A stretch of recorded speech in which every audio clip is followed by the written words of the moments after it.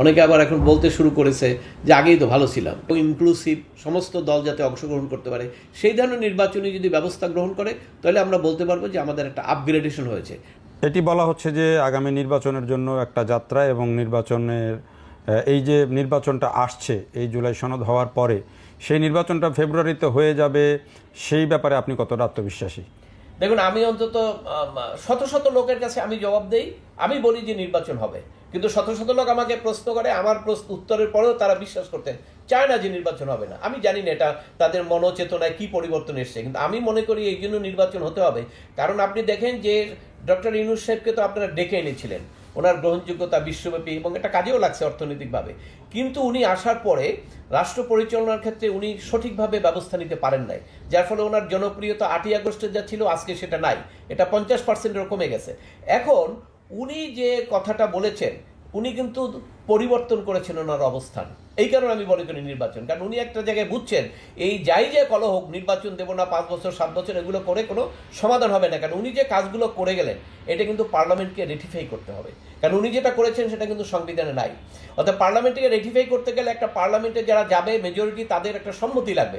এই জন্য উনি এনসিপিকে ছেড়ে বিএনপির কাছে গিয়েছেন, তারেক জিয়ার সঙ্গে গিয়ে কথা বলেছেন এবং তারপরে কিন্তু নির্বাচনটা দিয়েছেন। অর্থাৎ উনি এনশিওর হয়েছেন যে বিএনপি ক্ষমতায় গেলে তাদের এই কর্মকাণ্ডটাকে বৈধতা দিবে। এই জন্য যেহেতু উনি এখন বৈধতা নিয়ে চিন্তা করছেন, ওই জন্য আমি মনে করি যে ওনার নির্বাচন উনি দিবেন এবং নির্বাচন দিয়ে উনি এই যে কর্মকাণ্ডগুলো করেছেন এটা বৈধতার আলোকে নেওয়ার চেষ্টা করবেন।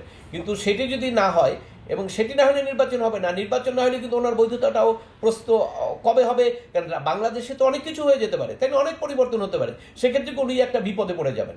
এই জন্য আমি মনে করি যে নিশ্চয়ই নির্বাচন হবে, কারণ উনি তো সেই জায়গাটা খুঁজে নিয়েছেন, উনি তো সেই বৈধতার প্রশ্নটা বিএনপির সঙ্গে নিশ্চিত করেছেন। অতএব সেক্ষেত্রে নির্বাচন হবে এবং নির্বাচনের মাধ্যমেই ওনার বৈধতাটা আসবে। তার মানে কি তবে নির্বাচন বিরোধী একটা বড় চক্র আছে যারা নাকি নির্বাচন চায় না, এবং নির্বাচন এই কারণে চায় না কারণ তারা নির্বাচন না করে সংসদ সদস্য মন্ত্রী না হয়ে তারা অনেক পদ পদবি সুন্দর করে সবকিছু ভোগ করছেন।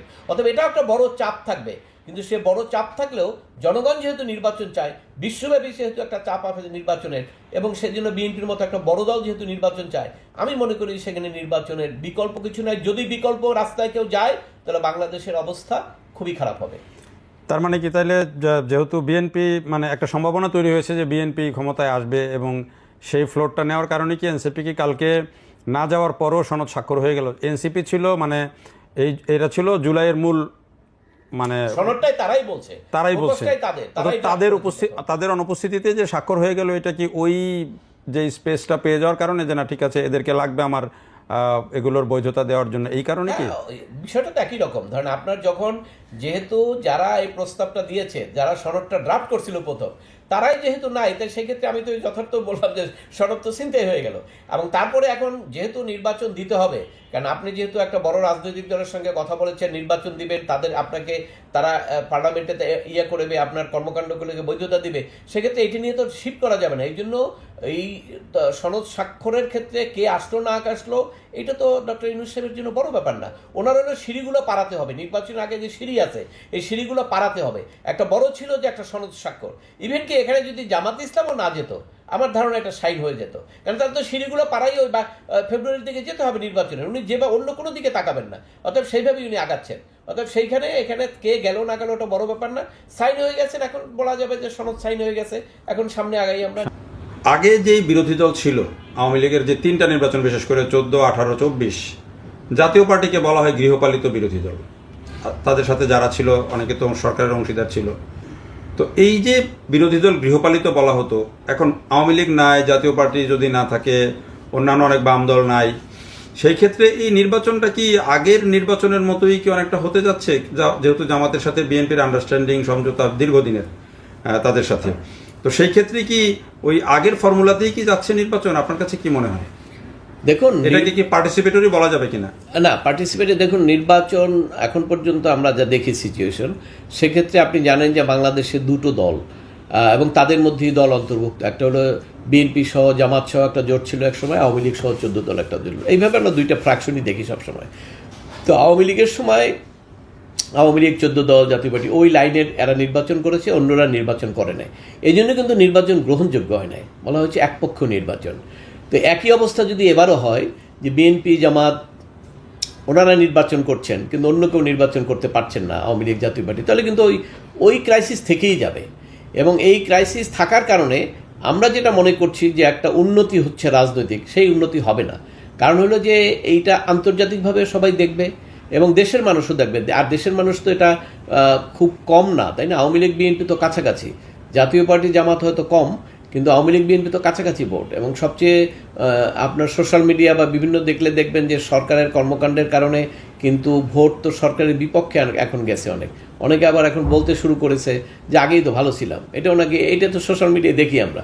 তো এখন এই বিষয়গুলো আসলে যত দিন যাবে ততই আসলে তো সুশাসন হয় না দেশে। আপনি দেশের পরিস্থিতি যদি দেখেন তাতে মনে করবেন যে আপগ্রেডেড হইনি, আমরা ডাউনগ্রেডেড হয়েছি। অতএব সেই ক্ষেত্রে কিন্তু ওই জিনিসটা আলোচনায় আসবে এবং সেখানে আলোচনায় যদি আসে সেক্ষেত্রে কিন্তু একটা বড় পোর্শন, সেখানে যদি মোর দ্যান 50% হয়ে যায়, এটাও আশ্চর্য হওয়ার কিছু থাকবে না। তারা মনে করবে যে এই নির্বাচনটা সঠিক হয় না, কারণ এটা একপক্ষীয় নির্বাচন হয়েছে। এবং সেই ক্ষেত্রে নির্বাচন হলে হয়তো পার্লামেন্ট প্রতিষ্ঠা হবে, ওটা তো আওয়ামী লীগের সময় ছিল পার্লামেন্ট একদলীয় শাসনের মতো। এখনও কিন্তু সেইটা হলে একদলীয় শাসনই বিবেচনা করবে মানুষ, কারণ সবাইকে নিয়ে যদি সমস্ত মানুষের মতামত যদি নেওয়া হয় তাহলে সেটা এক ধরনের কথা, কিন্তু সেটার সম্ভাবনা কম। কারণ যারা নির্বাচন করছেন তাদের মধ্যে একটা বড় অংশই চাচ্ছে যাতে আওয়ামী লীগ বা তার সমর্থক, ইভেন কি জাতীয় পার্টি তার কেউ যাতে নির্বাচনে না আসতে পারে, এরকম একটা চাপ কিন্তু আছে। আমি মনে করি যে নির্বাচন কমিশন সরকার যদি সেই জিনিসটা বিবেচনা করে যে আসলে আমরা পরিবর্তন হয়েছে, পরিবর্তনটাকে যদি আমরা দেখাতে না পারি তাহলে এটাকে পরিবর্তন বলা যাবে না।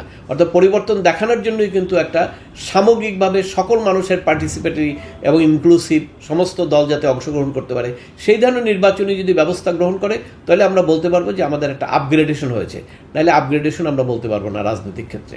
আমরা তো দেখছি যে বিএনপির সাথে জামায়াতের এখন বেশ ভালো বিরোধিতার একটা ক্ষেত্র দেখতে পাচ্ছি বিভিন্ন ইস্যুতে, অন্যদেরও বিরোধিতার একটা ক্ষেত্র দেখতে পাচ্ছি বিভিন্ন ইস্যুতে।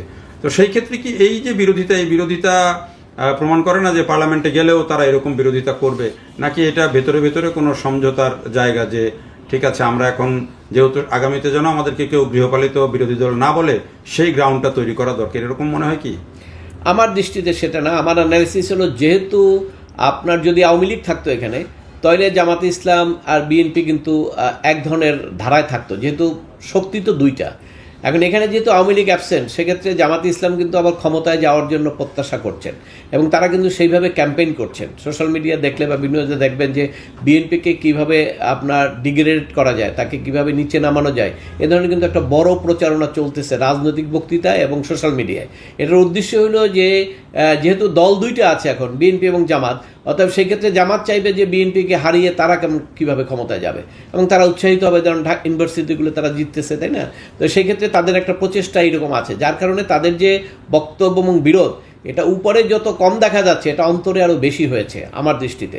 যদিও তারা বসছে পাশাপাশি হাসি মুখী আছে, কিন্তু অন্তরে বিরোধটা আরও বড় বেশি, কারণ ক্ষমতার দ্বন্দ্ব এটা মারাত্মক বিষয়, ক্ষমতার দ্বন্দ্ব কখনো দূর হয় না। অতএব